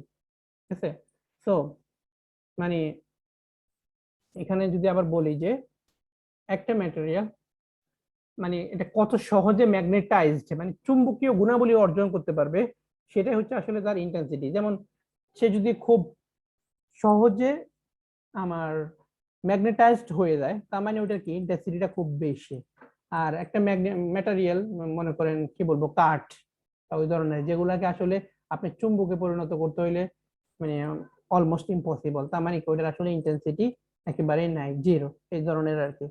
তো এটাই সেটা বলা হচ্ছে দ্য ডিগ্রি, ওই যে আগে বলছিলাম ডিগ্রি মানে কি আসলে অনুপাত, দ্য পরিমাণ, the degree to which a magnetic field can magnetize, একটা ম্যাগনেটিক ফিল্ড ম্যাগনেটাইজ করতে পারবে মানে চুম্বকায়িত করতে পারবে, এই material is called magnetic intensity, সেটাকে আমরা ম্যাগনেটিক ইন্টেন্সিটি বলি। তাহলে ম্যাগনেটিক ইন্টেন্সিটি ওই যে আগের ইকুয়েশনটা থেকে, আগে যেমন আমাদের মিউ সমান বি বাই এইচ ছিল, সেটা থেকে আমরা এখন H equal to B by mu nought লিখতে পারি বা H equal to B by mu লিখতে পারি। শূন্য মাধ্যমের জন্য B not by mu nought, আর যখন যে কোনো একটা মাধ্যমের জন্য বলবো সেটা হচ্ছে B by mu.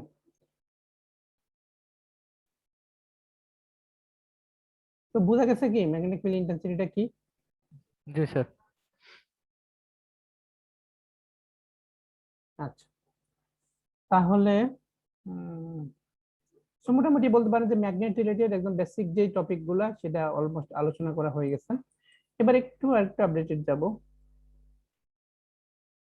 Magnetic force on a charged particle, important topic. হ্যাঁ, মানে চুম্বকীয় বল, আমরা ইলেকট্রিক ফোর্স পড়ছিলাম, মানে আমি আগে বলছিলাম বারবার আমি কিন্তু ওই দিকে যাব, ইলেকট্রিক আগের আলোচনা, তাহলে আমাদের একটু সহজ হবে।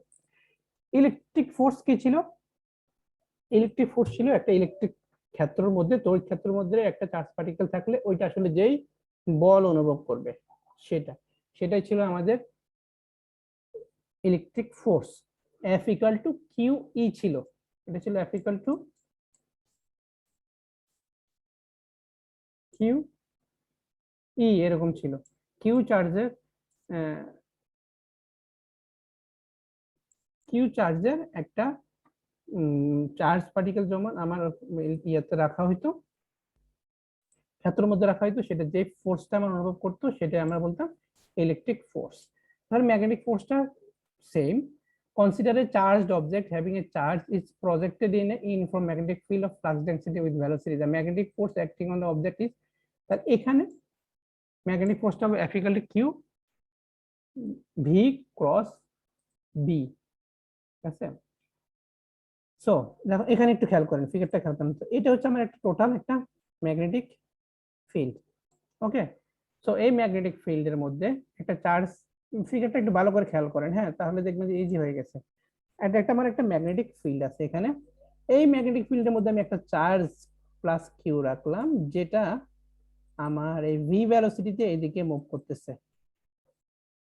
আর এই যে ম্যাগনেটিক ফিল্ড যেটা ছিল সেটা ডিরেকশনটা হচ্ছে এই ভেলোসিটির সাথে আমার থিটা অ্যাঙ্গেলে করে, ভেলোসিটির সাথে আমার কত কি অ্যাঙ্গেলে করে, থিটা অ্যাঙ্গেলে করে। সো এটা হচ্ছে আমার ভেলোসিটি ডিরেকশন, ভালো করে খেয়াল করেন, ভেলোসিটি ডিরেকশন, সরি ম্যাগনেটিক ফিল্ডের ডিরেকশন, আর এটা হচ্ছে ভেলোসিটি, চুম্বক মানে চার্জটা কোন দিকে মুভ করতেছে সেটা।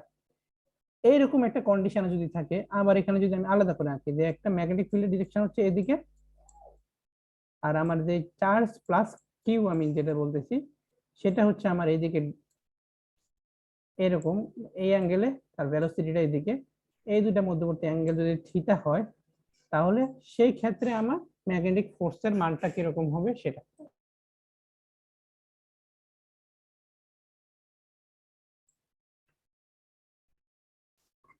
ঠিক আছে, আচ্ছা। তো এটা হচ্ছে অনেকটা ক্রস গুণ আছে না, ক্রস গুণের এর মতো।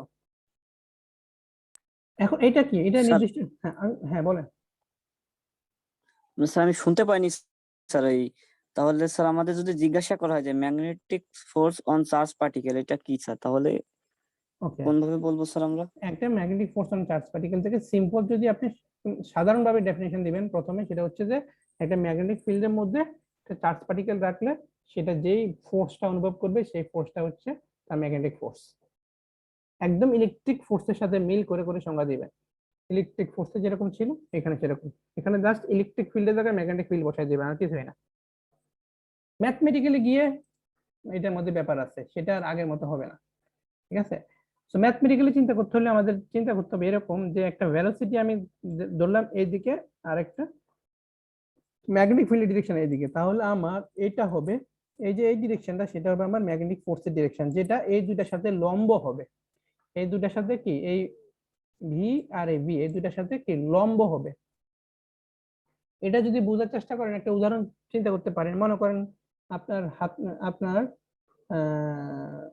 টেবিলে যদি কেউ থাকেন তাহলে টেবিল চিন্তা করেন। টেবিলের এক পাশ লম্বা পাশ, সেটা দিকে যদি আপনার ভেলোসিটি হয়, আর টেবিলের দিকে টেবিলের উপরে যে কোনো একটা দাগ টানেন, সেটা যদি আপনার মনে করেন এই যে আমি এখানে আবার আঁকি, এতে চলে যাই, দেখে কি অবস্থা, বোর্ডে যাই দেখি।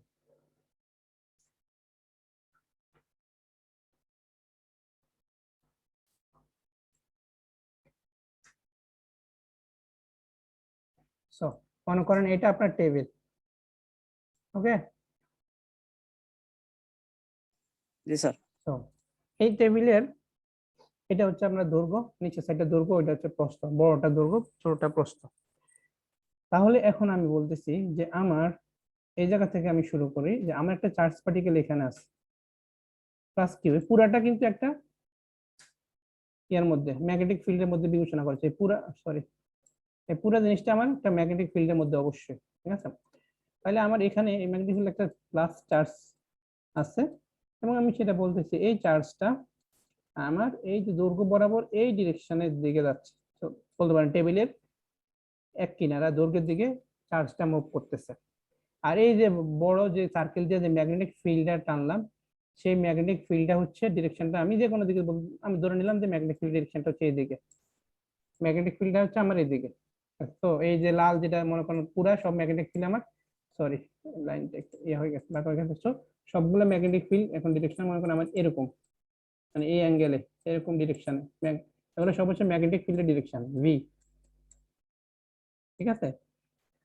তাহলে ম্যাগনেটিক ফিল্ডের ডিরেকশন এদিকে, তো এতগুলো না দিয়ে আমি জাস্ট একটা চিন্তা করি এইটা, তো আমার ম্যাগনেটিক ফিল্ডের ডিরেকশন এদিকে, আর চার্জটা যেটা সেটা আমার মুভ করতেছে এইদিকে, আর এই দুইটার মধ্যবর্তী অ্যাঙ্গেল হচ্ছে থিটা। তাহলে টেবিলের উপরে আমি ম্যাগনেটিক ফিল্ডের টেবিলের উপরে আমি ম্যাগনেটিক ফিল্ডের ডিরেকশনটা দেখাইলাম, টেবিলের উপরে এরকম এক কোণা থেকে আরেক কোণার দিকে ম্যাগনেটিক ফিল্ডটা যাচ্ছে। তাহলে এবার ফোর্সের চুম্বক ফোর্সের যে ডিরেকশনটা সেটা কোন দিকে হবে, সেটা হচ্ছে এই যে টেবিলের যে কোণাতে আমরা ছিলাম না, এবার কোণাতে আপনি আপনার কলম দাঁড় করায় রাখেন উপরের দিকে, ঠিক আছে। কলম বা যেটাই আছে সেটা আপনি কোণাতে আপনি সোজা করে রাখেন। তাহলে এই যে টেবিলের উপরের দিকে মনে করেন এটা আমি এই দিকে দেখাই, মনে করেন এটা, আর এই দুইটা আসলে কি, এটা এই যে কলম যেটা রাখলেন সোজা করে, সে কলমটা এই আমার এই ডিরেকশন মানে টেবিলের এক কিনারা বলেন অথবা টেবিলের উপরে যে ম্যাগনেটিক ফিল্ডের যে ডিরেকশন ছিল, দুইটার সাথে কি লম্বা লম্বি না, 90 ডিগ্রি করে আছে না? জি স্যার। ঠিক আছে স্যার। হ্যাঁ, তাহলে এই যে কলম যেটা সেটাই হচ্ছে আপনার ম্যাগনেটিক ফোর্স। Force sir. কলমের ডিরেকশনটা হবে আমার ম্যাগনেটিক ফোর্স, আর টেবিলের এক কিনারায় আমার চার্জের ভেলোসিটি ডিরেকশন, আর টেবিলের দিকে আমি ম্যাগনেটিক ফিল্ডটা ধরে নিলাম। আপনি বলতে পারেন যে স্যার ম্যাগনেটিক ফিল্ড আমি যে কোনো অ্যাঙ্গেল ধরি, হ্যাঁ যে কোনো অ্যাঙ্গেল ধরতে পারেন, আপনি এদিকে ধরতে পারেন এদিকে ধরতে পারেন। যদি বলেন স্যার ভেলোসিটির সাথে আমার ম্যাগনেটিক ফিল্ড এটা সেটা 90 ডিগ্রি ধরেন, আমি এই প্রস্থ বরাবর ম্যাগনেটিক ফিল্ড ধরি, ঠিক আছে, সমস্যা নাই, আপনার থিটা তখন 90 ডিগ্রি হয়ে যাবে, সেটা ডাজন্ট ম্যাটার। মোট কথা হচ্ছে আমার এই দুইটা তো একটা যেখানে আমার একবারে টেবিলের উপরে ধরি অথবা টেবিলের একদম প্রস্থ বরাবর ম্যাগনেটিক ফিল্ড ধরি, যেখানেই ধরি না কেন আমার কলম তো সবসময় 90 ডিগ্রি করেই আছে, তাই না? ঠিক কিনা? তো আমি ম্যাগনেটিক ফিল্ডের ডিরেকশনটা কোন দিকে আছে সেটা আমার জন্য আমার ম্যাগনেটিক ফোর্সের ডিরেকশনের কোনো ইফেক্ট ফেলতেছে না। ম্যাগনেটিক ফোর্সের ডিরেকশন অলওয়েজ ওই দুইটার সাথে লম্বই হবে। ম্যাগনেটিক ফিল্ডের ডিরেকশনটা ডিপেন্ড আমার কি পরিবর্তন করবে, জাস্ট থিটার মানটা পরিবর্তন করবে। অথবা আপনি বলতে পারেন ভেলোসিটিটাও, আমরা তো ম্যাগনেটিক ফিল্ডকে চেঞ্জ করে এখান থেকে এখানে এদিকে এদিকে দেখাচ্ছি, আপনি সেম কাজ ভেলোসিটির ক্ষেত্রে বলতে পারেন যে স্যার ভেলোসিটি ওইদিকে হইতে পারে ওইদিকে হইতে পারে, যেদিকে ধরেন না কেন আপনি, মূল কথা হচ্ছে এই ফোর্সটা কিন্তু ওই দুইটার সাথে অলওয়েজ 90 ডিগ্রি করে আছে, আর এই 90 ডিগ্রিতেই থাকবে আমাদের ম্যাগনেটিক ফোর্সের ডিরেকশনটা। তো এখানে দেখেন এই ভেলোসিটি দিছে, ম্যাগনেটিক ফিল্ড দিছে, দুইটার মধ্যবর্তী থিটা দিছে, আর উপরের দিকে কালো করে মোটা করে দিছে যেটা, সেটা হচ্ছে আমার ম্যাগনেটিক ফিল্ডের ডিরেকশন। দ্যাট মিন্স এটা আসলে 90 ডিগ্রি, এটার সাথে 90 ডিগ্রি, আর যদি এইখানেও চিন্তা করেন এটাও 90 ডিগ্রি, দুইটাই 90 ডিগ্রি করে আসছে। আমরা টেবিলের সাথে আলোচনা করে আসলাম, সেইটা চিন্তা করবেন। হ্যাঁ, এখানে জাস্ট যদি বলেন যে স্যার এটা 90 ডিগ্রি কেমন হইলো, এটা তো 90 ডিগ্রি দুই- এটাই 90 কেমনে হবে? হ্যাঁ স্যার, এটা তো একটা হ্যাঁ কোশ্চেন। আল্লাহ, তাহলে তো বুঝলেন না তখন। 290 এখানে তো আমার 3 ডাইমেনশনাল, এখানে তো আমি এটাকে আমরা যখন অক্ষ আঁকি 3 ডাইমেনশনাল যখন গ্রাফ আঁকি এক্স ওয়াই জেড, এই অ্যাঙ্গেলটা কত? 120 ডিগ্রি। কত? 120 ডিগ্রি স্যার। আহা, এই অ্যাঙ্গেলটা কত?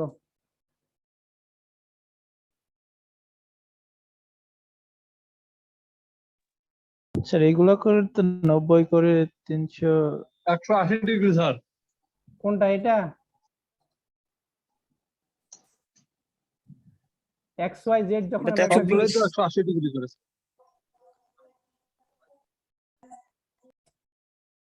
আরে হতাশ হইলাম। এক্স ওয়াই জেড যখন আমরা, হ্যাঁ বলেন, কে বলবেন? রাজু মিয়া, আপনি বলেন তো এই অ্যাঙ্গেলটা কত, এই অ্যাঙ্গেলটা কত, বা এই অ্যাঙ্গেলটা কত? স্যার নিচেরটা তো 180 ডিগ্রি, 180 ডিগ্রির মতো লাগে স্যার। হ্যাঁ, মতো লাগলে তো হবে না। স্যার 120, স্যার 120 তিনটা মিলে 360। আরে ঠিক আছে, আমি আমি দেখাই। স্যার 135। এইভাবে আন্দাজি বললে হবে? 20, 35, 30, 40 আন্দাজি বললে হবে? শুনেন, ঠিক আছে, মনোযোগ দিয়ে শুনেন, দেখেন এটা খুবই ইম্পর্টেন্ট। আমি আমি আমি ভাবছি আপনারা পারবেন। নর্মালি যখন অক্ষ আঁকেন, গ্রাফ যখন আঁকেন, হ্যাঁ, 2 ডাইমেনশনাল গ্রাফ তো ভালোই মানে জানেন। 2 ডাইমেনশনাল ক্ষেত্রে এক্স ওয়াই এর ক্ষেত্রে সমস্যা নাই, এক্স ওয়াই তে এরকম যখন একটা গ্রাফ আঁকেন, হ্যাঁ, গ্রাফ আঁকছেন না জীবনে? গ্রাফ আঁকছেন না? জি স্যার। তাহলে এরকম যখন গ্রাফ আঁকেন, গ্রাফে কি করেন যে একদিকে এক্স অক্ষ থাকে আরেকদিকে ওয়াই অক্ষ থাকে, তাই না? তারপরে আমরা এখানে জি, পয়েন্ট দিই, তো স্যার। ওই এক্স আর ওয়াই এর মধ্যে অ্যাঙ্গেল কত? 90 ডিগ্রি। 90 degree, 90 sir.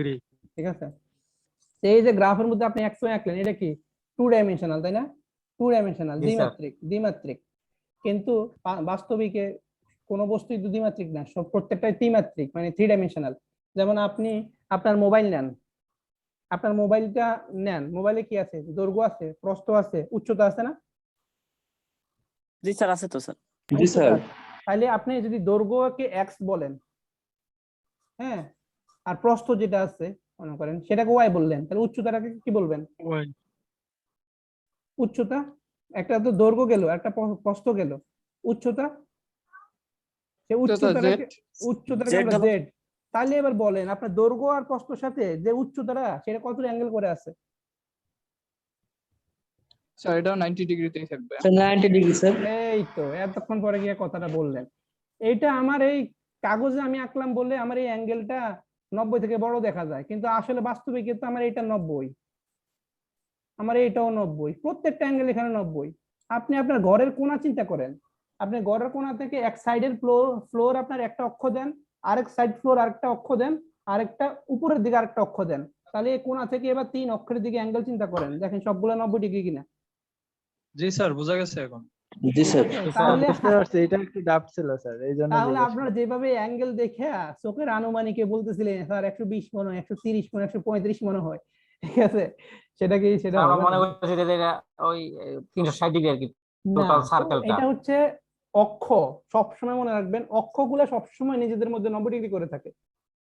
আমরা সবাই, আপনারা সবাই এই এক্স আর ওয়াই সবাই খুব পরিচিত, কারণ কি আমরা তো সবসময় 2 ডাইমেনশনাল গ্রাফ আঁকি, ঠিক আছে, কাগজ একটা নিয়ে দুই পাশে দুই টান দিয়ে একটা এক্স আর একটা ওয়াই করে আমরা এভাবে গ্রাফ আঁকে ফেলি, সেটা 2 ডাইমেনশনাল। কিন্তু বাস্তবে কিন্তু আমার 3 ডাইমেনশনাল। আমি আপনাকে বললাম যে আপনার মোবাইল বা একটা বই আপনাকে হাতে দিলাম, বই হাতে দিয়ে বললাম যে এইটার একটা এটা গ্রাফ আঁকো, এই বইয়ের মাঝখানে আমি একটা পয়েন্ট দিলাম, পয়েন্ট দিয়ে বললাম যে আমাকে গ্রাফ আঁকে দেখাও যে এই পয়েন্টটা কোন জায়গায় আছে। তখন আপনি যদি শুধু বলেন স্যার এক্স থেকে এত দূরে, ওয়াই থেকে এত দূরে, ঠিক আছে, না আমি বললাম তাহলে এটা কি কতটুকু উপরে আছে, বইটার কি একদম উপরে আছে নাকি বইটার মাঝখানে আছে নাকি বইয়ের একদম নিচে আছে, সেটাকে আমি বুঝতে পারবো। এক্স ওয়াই থেকে আমি বুঝতে পারবো যে ওকে এটা বইটা মানে কোন জায়গায় আছে, উপরে দেখতে পারবো, ওকে বইটার উপরে কোন এক জায়গায় কোন জায়গাতে আছে এই পয়েন্টটা, সেটা দেখতে পারবো। তা আমি জানতে চাচ্ছি এটা কি আসলে উপরে আছে নাকি নিচে আছে নাকি মাঝখানে আছে, সেইটা আমাকে কোন অক্ষরটা দিবে। এটা আমাকে জেড অক্ষটা দিবে না? জি স্যার। ঠিক আছে, তাহলে এই জেড অক্ষটা আমার কি অলওয়েজ 90 ডিগ্রি, এক্স অক্ষ ওয়াই অক্ষ সাথে, তাহলে এই অক্ষগুলো অলওয়েজ 90 ডিগ্রি। তো আমাদের যে আলোচনা সেটাতে আমার ছিল এরকম একটা নির্দিষ্ট প্লেন, যেটা মনে করেন আমাদের যে গ্রাফ পেপার, সেই গ্রাফ পেপারের মধ্যে একটা লাইনে আমার ভেলোসিটি আর একটা লাইনে আমার ম্যাগনেটিক ফিল্ড ছিল, আর আমি বললাম যে আমার যে ম্যাগনেটিক ফোর্স হবে সেটা এই দুইটার সাথে লম্ব হবে, মানে আসলে আপনি বলতে পারেন যে জেড অক্ষের দিকে হবে ফোর্সটা। ঠিক আছে, তো এটা আমার magnetic force.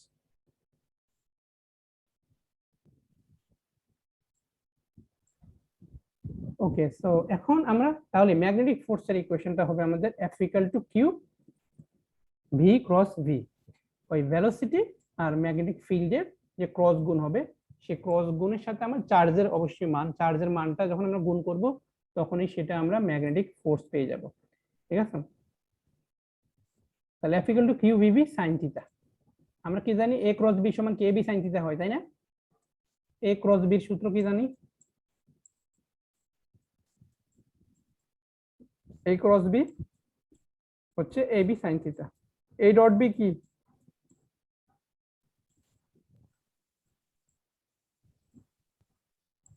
AB sir AB cos theta. হ্যাঁ, A ডট B ছিল AB cos θ, এখানে আমাদের A ক্রস B আছে, তাহলে B ক্রস B হবে VB sin θ। ঠিক আছে, আর এনটা কি? এন হচ্ছে একক ভেক্টর, যেটা আসলে আমার এই ভেক্টরের যে রেজাল্টেন্ট, মানে এটার ফলে যেই মানটা তৈরি হইলো ওইটার যে দিকটা সেটা। তো এইটার দিকটা আমরা তো একটু আগে দেখলাম যে এই দুইটার যে সমন্বয় যেটা তৈরি হবে, দ্যাট মিন্স আমাদের যে ম্যাগনেটিক ফোর্স তৈরি হবে আসলে ওই ডিরেকশনটাই দেখাচ্ছে। n is the unit vector that is perpendicular to the plane of v and b। nটা কার সাথে পারপেন্ডিকুলার? এই ভেলোসিটি আর ম্যাগনেটিক ফিল্ড যেই প্লেনে আছে সেই প্লেনের সাথে লম্বভাবে, মানে f এর দিকে।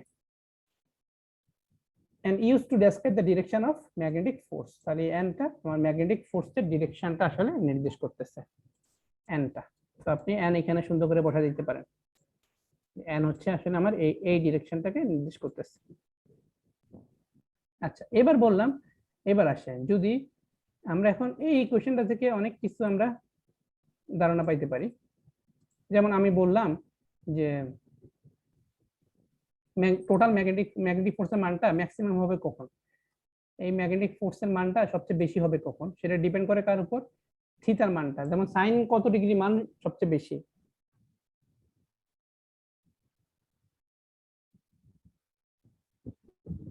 সাইন 90 ডিগ্রি মান সবচেয়ে বেশি। হ্যাঁ, সাইন 0 ডিগ্রি মান তো হচ্ছে 0, সাইন 90 ডিগ্রি মান কত? 1। তার মানে হচ্ছে এই থিটার মানটা যদি আমার 90 ডিগ্রি হয় তখন সাইনের মানটা সর্বোচ্চ হবে, আর সাইনের মান যখন সর্বোচ্চ হবে তখন সাইন থিটা 1 হয়ে যাবে, তাহলে বাকি থাকতেছে F = Q VB। এটা হচ্ছে ম্যাগনেটিক ফোর্সের সর্বোচ্চ মান। থিটার মান সর্বোচ্চ মানে কত? আসলে ওই যে ভেলোসিটি আর ম্যাগনেটিক ফিল্ড এই দুইটা 90 ডিগ্রিতে আছে আর কি। তো ওই যে টেবিলের যে উদাহরণটা দিলাম, টেবিলের যেটা, তার মানে যদি ম্যাগনেটিক ফিল্ড আমার এইদিকে থাকে, সরি ভেলোসিটি, আর ম্যাগনেটিক ফিল্ড যদি আমার এইদিকে থাকে, যে দুইটার মধ্যবর্তী অ্যাঙ্গেল যদি 90 ডিগ্রি হয়, তাহলে ম্যাগনেটিক ফোর্স যেটা ক্রিয়েট হবে সেটা ম্যাক্সিমাম হবে। কারণ আমরা জানি থিটা 90 ডিগ্রি মানে সাইন 90 ডিগ্রি মানে হচ্ছে সর্বোচ্চ, তো সাইন 91, তো F = Q VB এটা হয়ে যায়। তাহলে এটা থেকে আমরা f এর মান, b এর মান বের করতে, b = F/QB সেটা বের করতে পারি।